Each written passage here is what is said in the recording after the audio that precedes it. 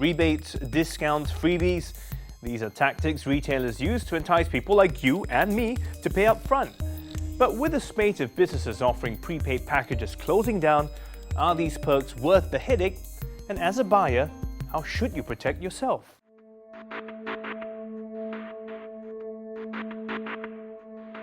I remember that day. It was just 2 weeks before our wedding, a Sunday.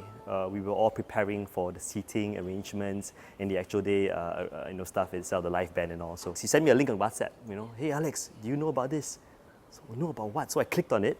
I went into the link and I saw Sophia shut down, and I panicked. My fiancée then, or now my wife, she was like traumatized. She was like shocked. Are you serious? Are you kidding me? So we went online. We went to Google it, and we found out yes, it's true. Preparing for one of the happiest times of your life, your wedding, can also be the most stressful. After weeks of doing your homework, you set your heart on one bridal shop. I actually joined this Facebook group, so they were recommending that Sophia Wedding is quite good because it has 30 years of history, and I have friends who were from there, so I just signed up with them like in this July. Cheryl thought she had a good deal when she bargained the package price down by $1,000. The fact that the studio was an established name also reassured Alex and his fiancée. They opted for a $10,000 package, which they brought down to about $7,000, and that included a photo shoot in Taiwan. So I thought I had a good hefty discount, so I went for it. But what should have been a fairy tale wedding for each couple turned into a nightmare.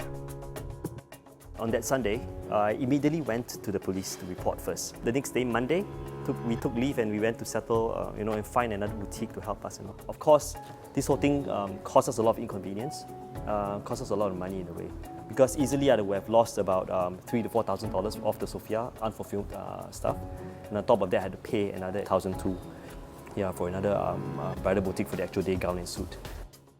Since the beginning of the year, a number of businesses from spas to design firms have closed down suddenly, leaving paid-up customers in the lurch. The Consumers Association says the number of complaints related to company closures has shot up, from just 73 2 years ago to 417 so far this year. There are many reasons why business closed down. The business may run into cash flow issue, or they may not find it sustainable anymore. The sudden closure of Sophia Weddings was no surprise to bridal salon owner Ben So. He says the industry has been badly hit by Taiwanese firms offering wedding services here. They do not have shops here, do not have workers here. That's the reason they can make it, because they just pay for the rental of their booth and that's about it. They stay here for 1-2 weeks, subsequently they move on. They go back to their country, 2 weeks later they come again. One of them, if they can sign like 10 packages, 52 weeks they got 520 packages for one bridal shop. Can you imagine if there's like 4 bridal shops, Taiwanese stuff coming in? So averagely they are swiping about 2,000 packages. You're killing off the market. That's very depressing. Local salons are also struggling with rising costs while trying to keep prices competitive.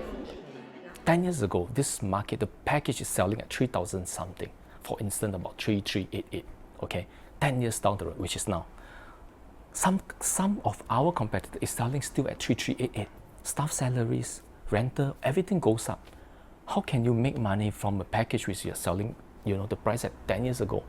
But if you're constantly selling at cheap price, like what I say, right? You will just collapse. That's how the industry is. Frankly, it will just collapse. After the break, find out if consumers have any hope of getting their money back, and how can you protect yourself before you pay upfront.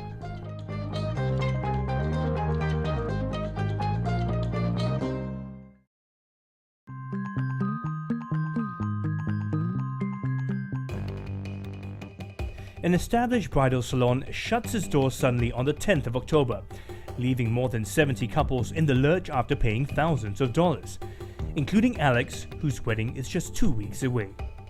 I immediately went to the police to report first. So from that, we went on to case. Case actually directed us to the small claims tribunal. A week after that, I went to attend a tribunal with them, and Sophia, nobody turned up.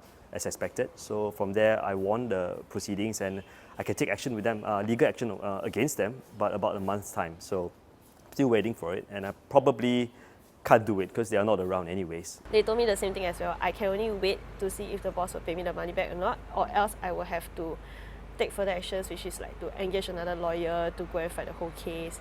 But then I was thinking like, is it even worth the time and money? Like, I already know the boss left Singapore, so I might as well use the time and money, right, to concentrate and prepare for my wedding. We approached a law firm to find out if it's possible for couples like them to pursue a case against the company's owners. We're told that because it was set up as a private limited company, the owners cannot be sued for the firm's debts. An exception is made only when, say, the business was created to defraud creditors or for fraudulent purposes. This does not seem to be the case with Sophia Weddings, the lawyer said. The salon's owners, however, remain uncontactable despite all efforts. So, is this the end of the road for affected customers? You can get a judgment, but if the company is not able to pay or there is not enough assets to give to the consumers, then consumers will still end up getting nothing. And in this case, the owner of the company is not contactable. But there could be a way for customers to get their money back, provided they use their credit card to pay for their packages. Usually bank would allow the credit card holder to claw back some money if the business is not able to provide service. And that's just what Cheryl did. Out of the deposit of $2,800 she had paid the salon, she managed to claw back $800.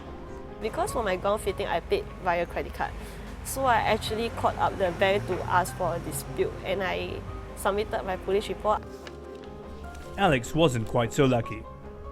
For me, okay, to my dismay, I paid in cash actually. So my first payment was through credit card, and that was a year before. So I didn't chase, no point. But then the balance of the $3,500 which I paid in cash, there's no way I can get it back from anywhere, because they probably ran away with it. So what can consumers do to avoid becoming victims in the first place? Consumers first need to weigh their risk when they are offered the prepaid package. They may enjoy a little bit of discount, but is it worth the risk? Then consumer have to evaluate. We would advise consumer to pay as little as possible if they are required to make any prepayment. If you have to pay the full sum, then you make sure that the business has some protection measure in place, such as insurance. Indeed, salon owner Ben says that potential customers have already become more wary after the closure of Sophia Weddings. I think people are, scared, I suppose, so they are not signing anything at all at this moment. If they can drag, let me put it that way, if they can, they will be very cautious. Our standard practice in this industry is you collect maybe half of whatever the cost of the package is, maybe half to 60%. They insist of paying only about 30%, which is about $1,000, instead of paying the usual $2,000, for instance, you see. I wouldn't blame them for that. If I'm a customer, I would also think that way, you see. I think it is only fair that the business provides some form of protection for prepayment by consumers. And they can do so by getting Case Trust accredited.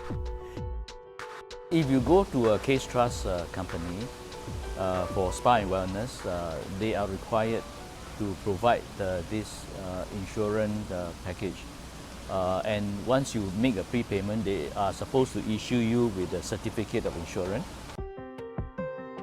This means if the company fails, you're covered for what you paid.